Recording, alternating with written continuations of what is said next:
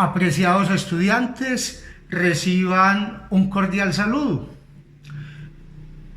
Todos ustedes, desde sexto hasta 11, están trabajando dentro de sus actividades para educación religiosa, textos y contenidos bíblicos. Entonces, es oportuno hablar de algunas generalidades de la Biblia. Comencemos dando algunos datos estadísticos. Primer dato estadístico: la Biblia es el libro que más impresiones tiene a nivel mundial. Es considerado el libro con mayores impresiones y posiblemente el más leído del mundo. No aseguro que sea el más leído, porque una cosa es que se imprima y otra cosa es que la Biblia esté puesta en el atril de una sala llena de polvo, de moscas, de telarañas, y otra cosa es que se lea. Entonces, primera invitación, muchachos, hay que leer las Sagradas Escrituras. Que es que yo no creo en la Biblia, que yo no creo en nada, que yo soy ateo. Léaselo como un texto literario y verá que le va a aportar mucho. Yo tampoco creo en las historias de Gabriel García Márquez, pero uno de los libros más maravillosos es 100 años de soledad. Tiene un valor literario increíble. Y después de la Biblia, el segundo texto con más ediciones y posiblemente el segundo texto más leído es el Quijote, el ingenioso hidalgo Don Quijote de la Mancha, que el pasado 23 de abril conmemorábamos un aniversario más del fallecimiento del ilustre autor del Quijote. Pero bueno, centrémonos en la Biblia. Entonces, Johannes Gutenberg, hacia allá nos lleva esta historia, que es quien hacia 1440 inventa la imprenta, editó la Biblia como el primer libro impreso. Y este hecho histórico hace que se popularice y que muchos puedan acceder a ella. ¿Sí? Gracias a la invención de la imprenta, la Biblia se esparce por todo el mundo. Ese es el principio de que la Biblia empiece a esparcirse. Antes de la impresión de la Biblia, antes de la invención de la imprenta, se tenían que escribir los textos. Entonces era un proceso demoradísimo, tardaba años. Los expertos historiadores calculan que la escritura manual de una Biblia podía tardarse aproximadamente entre 10 y 15 años. Y eso hacía que sus costos fueran enormes.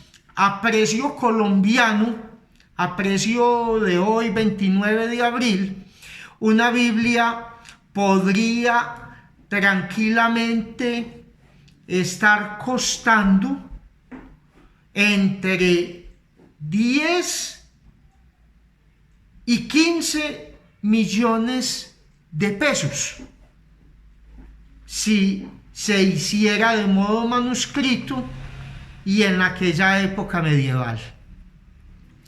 Y hay que tener en cuenta también que en esta época el conocimiento estaba concentrado en las grandes abadías. Destacamos a los monjes dominicos, a los monjes benedictinos, a los monjes franciscanos. prácticamente eran ellos los que sabían leer y prácticamente eran ellos los dueños del conocimiento. Quien puede leer y puede escribir accede más fácil al conocimiento, ¿cierto? Entonces ellos tenían esta enorme ventaja con respecto al resto de la población de aquella época, que incluidos reyes, príncipes, duques, duquesas, condes, condesas, la gran mayoría de estas nobles personas no sabían leer, y dentro de sus cortesanos, en sus cortes, habían personas encargadas de leerles y escribirles a los reyes, a los príncipes, a los duques, etc. Porque ellos no sabían leer, no sabían leer. Entonces, este hecho también es significativo. Otro hecho significativo es que pensemos un poco cuál fue la primera universidad que llegó aquí a Colombia. La Universidad Santo Tomás. ¿De quién? De los monjes dominicos. Entonces vemos cómo ellos fueron por muchos siglos los depositarios del conocimiento. De 1545 a 1563 se celebra el Concilio de Trento. Un concilio es una reunión en varias sesiones de todos los obispos del mundo, con el Papa encabezando esa reunión, dirigiendo esa reunión. Y en ese Concilio de Trento, con relación a las Sagradas Escrituras, suceden dos cosas muy importantes. La primera, se define como dogma de fe. Un dogma de fe es una verdad que sostiene la Iglesia Católica como revelada por Dios y se propone a todos los fieles creyentes. Entonces, el Concilio de Trento, ¿qué hace? Dice, definimos como revelado por Dios el canon actual de las Sagradas Escrituras. Entonces, para la Iglesia Católica, el canon, es decir, el número de textos o de libros que componen la Sagrada Escritura, recordemos que una definición técnica de Biblia viene de biblos, del griego biblos, que significa libros, y es porque contiene una colección de libros, 73 libros, 27 en el Nuevo Testamento y 46 libros en el Antiguo Testamento.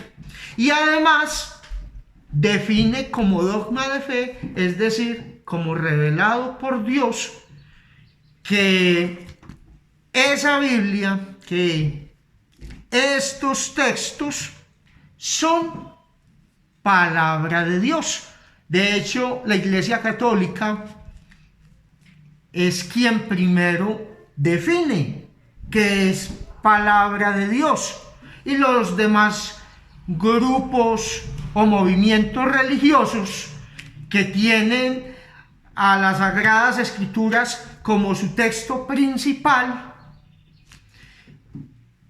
dicen y le creen a la Iglesia Católica que también es palabra de Dios. De hecho, ellos proclaman que es la palabra de Dios. Entonces, le creen a la Iglesia Católica que sea palabra de Dios. Pero es importante dejar claro, fue la Iglesia Católica la primera que dijo, que definió, que sostuvo y que mantiene a lo largo de los siglos que la Sagrada Biblia es palabra de Dios. Dejemos hasta ahí, pero no sin antes hacerles una invitación muy importante. Muchachos, hay que leer la Biblia. Eso no enloquece a nadie. Y si no la quieren leer con una orientación religiosa o espiritual, léanla como un texto de literatura. Les va a aportar muchísimo. Y la segunda invitación, más mundana y más profana, es que se lean El Quijote. Y la tercera invitación, mucho más mundana y más profana, es que lean de todo. Hay que leer a ver si se nos abre el entendimiento y el horizonte de comprensión. Dejemos hasta ahí. Un abrazo y un saludo cordial. Les habló el profe Oscar. Manténganse vivos. Chao, chao y hasta la próxima.